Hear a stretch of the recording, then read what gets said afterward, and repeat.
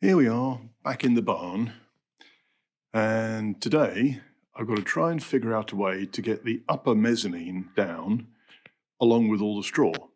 So if we go up, we have what looks like a ceiling above me with lots of planks and lots of straw hanging over.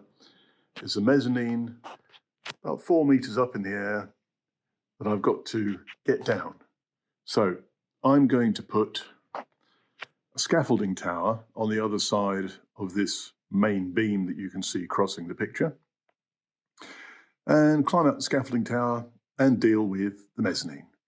So I'm probably going to have to move that barrel somewhere, possibly going to have to move that beam that's on the floor.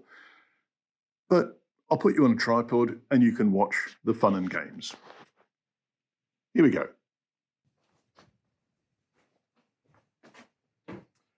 Hello viewer, time for some reckless endangerment.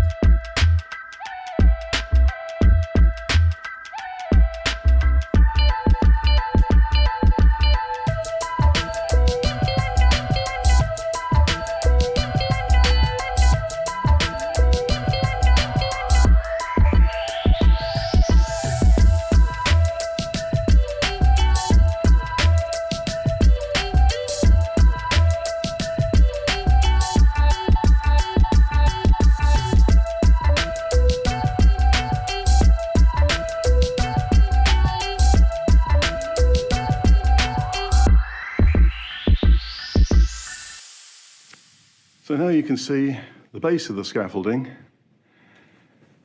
all picked up at auction, very cheap.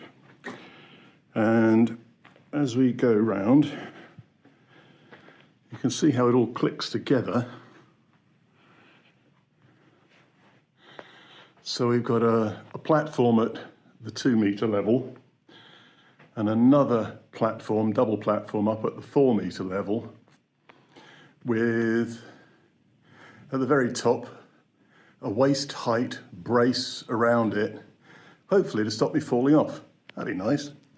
So I'm going to go to this beam over here and I'm going to rope the scaffolding to that beam and again there, which will stop the scaffolding rocking quite so much.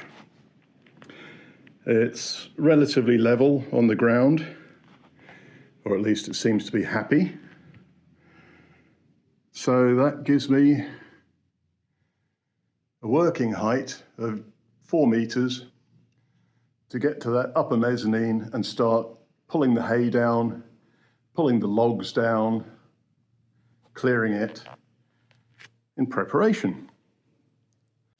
Here we are on top of the scaffolding, looking out over the work that has yet to be done. All of that straw that you can see there is almost as thick as the lower mezzanine, not quite as bad. And if we look just in front of us, you can see that it's thinned out at the front, giving us a bit of a cavity to push all the straw down. That beam right there, 4 meters above ground level, so I really don't want to fall off this scaffolding. My safety feature is that I've got a barrier around the sides and around the back. Here we are, guided tour to the barrier. That stops me, hopefully, falling off. I've also tied it to the beam so it shouldn't wiggle around too much. Even so, it's not a very big space to be standing on. My tool to use for this is a rake. So I'll be standing on the scaffolding and on the beam and trying to rake all of that straw down to ground level. There we are, ground level. Loads of barrels, big beam. Up on the left here you'll see that there's the top of the wall plate, which is the top of the stone wall where the roof starts, and on the wall that you can see in front of you, bit of a crack, that's the party wall between us in the barn and the old dwelling at the far end. Slight hole up the top there, which is for, I presume, air circulation, also for birds to get in and out, who knows. And as you can see, the roof is peppered with the occasional hole. Not that nice diamond-shaped one at the top there. That's glass tiles. That's supposed to be there. The rest of the holes, not so much so. And over on the far distance, you can see a huge cavity, which is the top of the party wall between this, the barn, and the new end. So that has to be cleared, covered, probably slated on the outside. That's all work for another day. Anyway, please like and subscribe. Hope to see you again soon.